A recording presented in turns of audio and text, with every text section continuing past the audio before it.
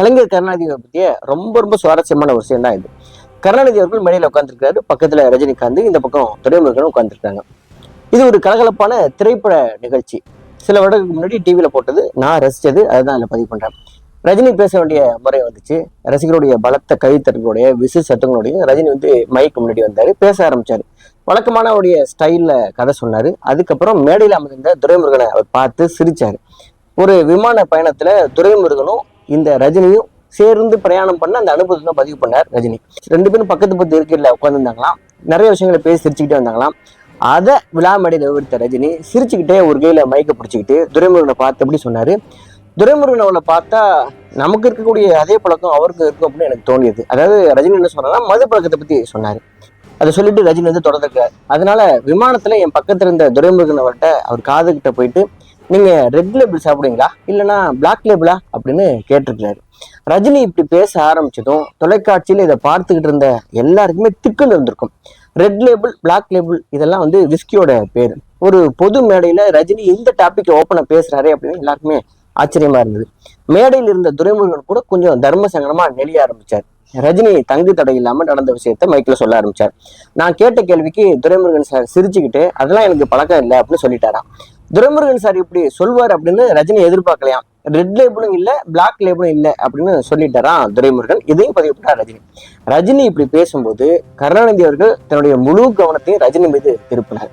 ரஜினி பேசுறத மிக மிக உன்னிப்பா கவனித்தார் கலைஞர். ரஜினி பேச பேச தன் முன்னால் இருந்த ஒரு துண்டு காகிதத்துல எதையோ குறித்து கொண்டார் கருணாநிதி அவர்கள். தான் பேச வேண்டிய முக்கியமான விஷயங்களை மேடையில இருக்கும்போதே அவ்வப்போது குறிப்பிடுத்திக் கொள்வது கருணாநிதியோடைய வழக்கம். அப்படித்தான் ரஜினி சொன்ன இந்த விஷயத்தையும் கருணாநிதி அவர்கள் குறிப்பிடுத்திக் கொண்டார். ரஜினி பேசி முடிச்சார்.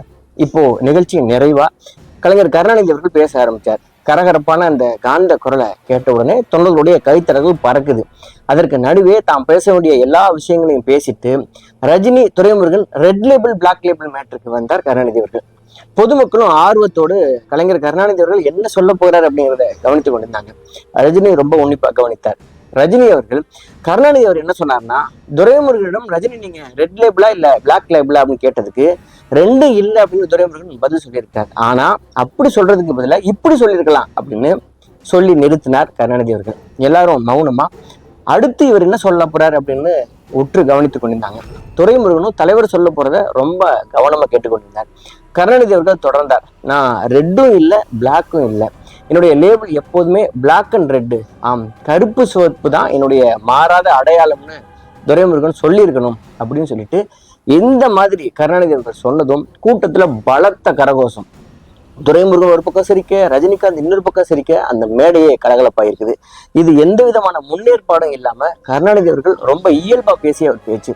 விழிப்புணர்வோடு எல்லாத்தையும் கவனித்து வித்தியாசமா எதையும் சிந்திக்கக்கூடிய ஆற்றலுக்கு அடையாளமான ஒரு பேச்சுன்னு இதை சொல்லணும். அவருக்கு நிகர் அவர் தாங்க. 14 ஆண்டுகள் வனவாசம். ஜார்ஜே அப்படின்னு அதிமுக உடைந்ததுனால மீண்டும் முதல்வர், மறுபடியும் ஆட்சி கலைப்பு. கவர்னரே திமுகவுக்கு ஆதரவா பிரச்சாரம் செய்கிறார். வெற்றி நிச்சயங்கிற நிலையில தான் ராஜீவ்காந்தி படுகொலை. கலைஞர் மட்டுமே விழுகிறார், அதையும் ராஜினாமா செய்கிறார். தொலைந்தது திமுக அப்படின்னு எல்லாரும் நினைக்கும் போது 1994 வைகோ வெளியேறுகிறார். இனி மண்ணோடு மண்ணா போச்சு அப்படின்னு நினைச்ச போதும் துவளவில்லை கலைஞர். 96 மீண்டும் ஆட்சி பிடிக்கிறார். இத்தனை சோதனைகளையும் வேதனைகளையும் வேற யாராவது அனுப்பிட்டிருந்தா தலைவர் பதவியே வேணாம் அப்படின்னு சொல்லிட்டு விட்டுட்டு போயிருப்பாங்க. கலைஞரின் தன்னம்பிக்கையும் ஃபைட்டிங் ஸ்பிரிட்டும் அவரை கடைசி வரைக்கும் கைவிடணும்னு சொல்லணும். இறந்த பின்பு கூட எதிரோட சண்டை செய்த வீரன். இவர் கட்சியில இலைப்பாரிய காலங்களை விட நெருப்பாற்றில நீந்திய காலங்களே அதிகம் சொல்லணும். தமிழகத்தோட இன்றைய எல்லா வளர்ச்சிகளுக்கும் விதை போட்ட மாடர்ன் தமிழகத்தின் தந்தைன்னு சொல்லணும். தமிழர்கள் கடல்ல தூக்கி வீசினாலும் கரை சேர்க்கும் கட்டுமரமா இருந்தவன், தலை சிறந்த சிந்தனையாளர் இவர். முற்போக்கு எழுத்தாளர், சமூக நீதியோட சங்கநாதம், திரைப்பட வசனகர்த்தா, கட்சியின் தலைவர், தமிழக முதல்வர், பல நல்ல திட்டங்களை செயல்படுத்தியவர் அப்படின்னு அழியாத முத்திரையை படைத்த பன்முகத்தன்மை கொண்டவர் தான் கலைஞர் கருணாநிதி அவர்கள். தனது 14வது வயதுல அரசியல் பிரவேசம், பள்ளி பருவத்துல இந்திய எதிர்ப்பு போராட்டத்துல கையெழுத்தவர் அப்படின்னு வரலாறு கூறும். சிறு வயதிலேயே சமூக நீதிக்காக போராடியவர் அப்படிங்கிற பெருமைக்கு சொந்தக்காரர்.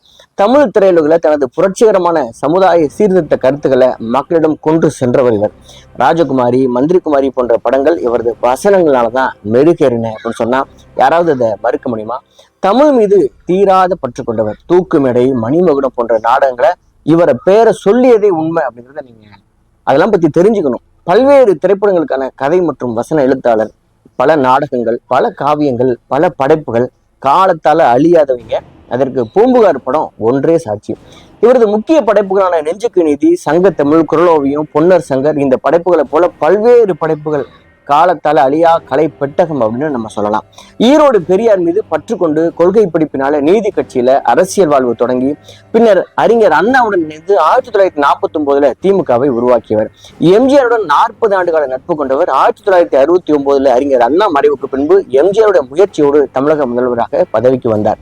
குளித்தல தொடங்கி திருவாரூர் தொகுதி வரைக்கும் 13 முறை சட்டமன்ற உறுப்பினர். 1969, 71, 89, 96, 2006 5 முறை தமிழக முதலமைச்சராக பதவி வகித்தவர். மனிதனை இழுக்கும் கை ரிக்ஷா முறையை ஒழித்தவர் இவர். கல்வியில புரட்சி, எண்ணிலடங்கான மேம்பாலங்கள், வரலாற்று பெருமை சொல்லும் கட்டடங்கள், சமத்துவபுரம், வள்ளுவர் கோட்டம், உழவர் சந்தை, வீட்டு மனைப்பட்டா, இலவச உயர்தர மருத்துவ வசதி, இலவச வீடு, மகளிர் குழுக்கள், பிற்பட்டோர் நல ஆணையம், தமிழ் வளர்க்க தமிழ் பூங்கா, கன்னியாகுமரியில் 133 அடி உயரத்துல கடல் நடுவே திருவள்ளுவர் சிலை, நெசவாளர் விவசாயிகளுக்கு இலவச மின்சாரம், வேலைவாய்ப்பு பெருக்க டைட்டில் பார்க்கு, எல்காட்டி அப்படின்னு அவர் ஆட்சியில் நிறைவேற்றிய பல திட்டங்களை பட்டியலிடப்படலாம்.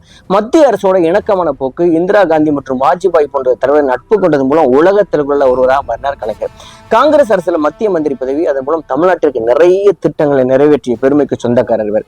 கட்சியையும் ஆட்சியையும் கட்டுக்கோப்புல வைத்திருந்த பெருமை தமிழுக்காக கடைசி வரை போராடியவர்.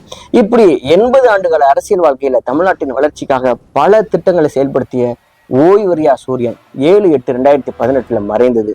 இதை கண்டு உலகமே அதிர்ச்சியானது. சாமர்த்தியமா எதுகை முனையா பேசும் திறன் கொண்ட கலைஞர் கடைசி மூச்சு வரை சட்டமன்ற உறுப்பினராகவே பணிபுரிந்த காலமானார்.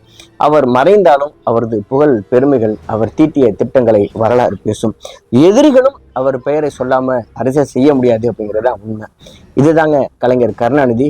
இந்த பெயர் வெறும் பெயர் மட்டுமல்ல, இது ஒரு மந்திர சொல், தமிழர்களுக்கான உத்வேகத்தின் சொல் அப்படின்னு தான் சொல்லணும். இந்த நாள்ல அவருடைய பிறப்பை நாம் கொண்டாடுவோம். நன்றி, வணக்கம்.